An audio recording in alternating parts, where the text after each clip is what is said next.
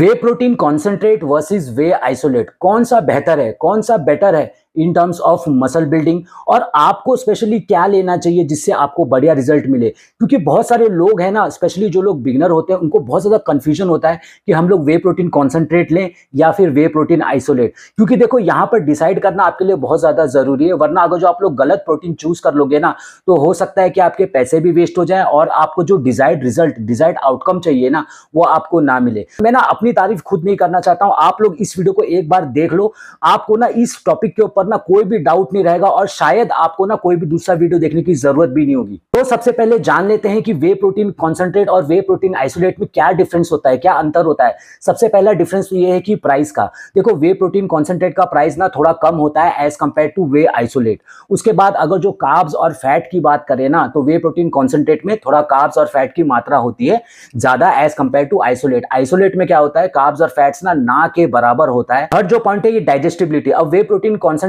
ना थोड़ा slow digest होता है as compare to whey protein isolate, लेकिन ये डिफरेंस उतना नहीं है, इसके बारे में आगे बात करेंगे। वे प्रोटीन कॉन्सेंट्रेट होता है ना, उसमें लैक्टोज होता है, और जो यहाँ पर आइसोलेट में होता है ना, उसमें लैक्टोज नहीं होता है। तो अब आ जाते हैं अपने मोस्ट इंपॉर्टेंट सेक्शन के ऊपर कि विच इज बेटर। देखो, प्राइस के बारे में बात करें तो देखो, whey protein concentrate much cheaper है as compare to whey isolate. लेकिन इसका मतलब ये नहीं है कि वे आइसोलेट की कोई जगह नहीं है, वे आइसोलेट यूजलेस है। वे आइसोलेट की भी अपनी एक जगह है। वे प्रोटीन आइसोलेट उन लोगों के लिए बहुत ज्यादा हेल्पफुल है जो बहुत ही ज्यादा कैलोरी कॉन्शियस होते हैं या फिर बहुत ज्यादा स्ट्रिक्ट डाइट पर है, जैसे कि जिन लोगों को वेट लॉस करना होता है या फैट लॉस करना होता है ना, तो उन लोगों के लिए आइसोलेट थोड़ा ठीक होता है। उसके बाद जो लोग प्रोफेशनल बॉडी बिल्डिंग करते हैं या जिनको कॉम्पिटिशन खेलना होता है ना, तो कॉम्पिटिशन के टाइम पर क्या होता है, वो लोग एक एक ग्राम कार्बोहाइड्रेट का ध्यान रखते हैं, फैट का ध्यान रखते हैं। तो उसके बाद जो लोग लैक्टोज इंटॉलरेंट है, आपने सुना होगा ना, बहुत सारे लोग बोलते हैं कि मेरे को वे प्रोटीन सूट नहीं होता, पेट में गैस बनने लग जाती है, पेट खराब हो जाता है, कॉन्स्टिपेशन होने लग जाता है। तो वो कहीं ना कहीं लैक्टोज इंटॉलरेंट प्रॉब्लम की वजह से होता है। अगर आप लोग लैक्टोज इंटॉलरेंट हो ना, तो आपके लिए वे प्रोटीन आइसोलेट एक अच्छा ऑप्शन है। लेकिन for most of us way protein concentrate is a better option. सबसे पहला तो देखो, प्राइस वे प्रोटीन कॉन्सेंट्रेट का कम है। अब उसके बाद कुछ लोग बोलेंगे कि वे प्रोटीन कॉन्सेंट्रेट में ना कार्ब्स और फैट्स भी होता है।